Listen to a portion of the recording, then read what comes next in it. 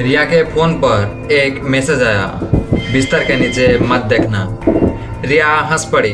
उसे लगा कोई दोस्त मजाक कर रहा है, लेकिन अगले ही सेकंड उसके बिस्तर के नीचे से किसी के धीरे धीरे सांस लेने की आवाज़ आने लगी।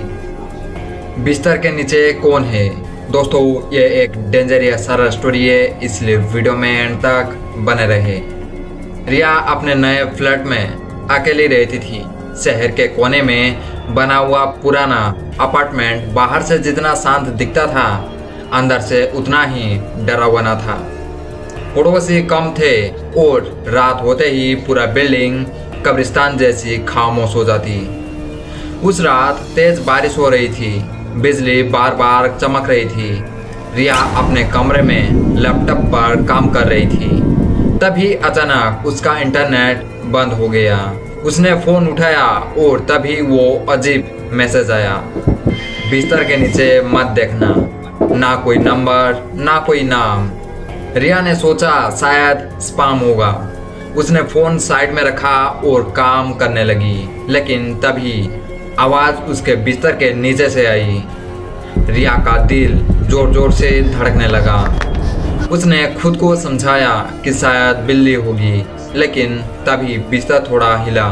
अब उसके माथे पर पसीना था। उसने धीरे से नीचे झांकने की हिम्मत की, लेकिन तभी उसके फ़ोन पर दूसरा मैसेज आया, मैंने कहा था ना मत देखना। रिया डर गई। उसने तुरंत कमरे की लाइट ऑन करनी चाहिए, लेकिन लाइट चली गई। पूरा कमरा अंधेरे में डूब गया। सिर्फ बाहर की बिजली चमकने पर कमरों की चीज़ें दिखाई दे रही थी, और हर चमक के साथ उसे ऐसा लग रहा था जैसे बिस्तर के नीचे कोई हल्का सा हिल रहा हो। उसने कांपते हाथों से फ़ोन की टॉर्च ऑन की। धीरे धीरे वो नीचे झुकी। टॉर्च की रोशनी बिस्तर के नीचे गई और वहाँ कुछ नहीं था। रिया ने राहत की सांस ली। वो खुद पर हंसने लगी, मैं भी ना बेकार में डर गई। लेकिन तभी उसके पीछे से बिल्कुल उसकी अपनी आवाज़ आई, रिया बिस्तर के नीचे तो कुछ नहीं है, तो फिर मेरे पीछे कौन खड़ा है? रिया का शरीर जम गया। उसने धीरे धीरे पीछे मुड़कर देखा। एक और रिया कमरे में खड़ी थी।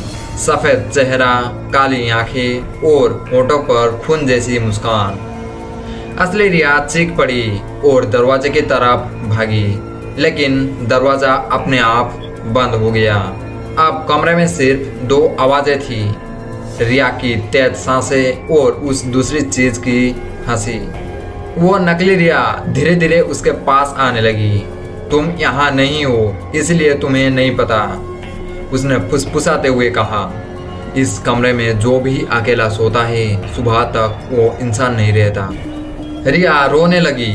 उसने भगवान का नाम लिया और पूरी ताकत से दरवाज़ा खींचा। अचानक दरवाज़ा खुल गया।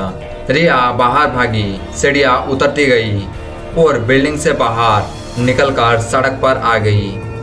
बारिश अब भी हो रही थी। वो कांपते हुए पीछे मुड़ी। उसके कमरे की खिड़की पर वही दूसरी रिया खड़ी थी। धीरे धीरे वो मुस्कुराकर हाथ हिलाया और फिर कमरे की लाइट अपने आप बंद हो गई। अगली सुबह पुलिस को रिया का फ्लैट खाली मिला। ना कोई खून, ना कोई संघर्ष, बस उसके बिस्तर के नीचे एक फ़ोन पड़ा था, जिसके स्क्रीन पर आखिरी मैसेज चमक रहा था, अब अगला कौन? दोस्तों, ये था आज का dangerous and real horror story. अगर ऐसा ही हॉरर स्टोरी देखना पसंद है तो चैनल को सब्सक्राइब जरूर करें।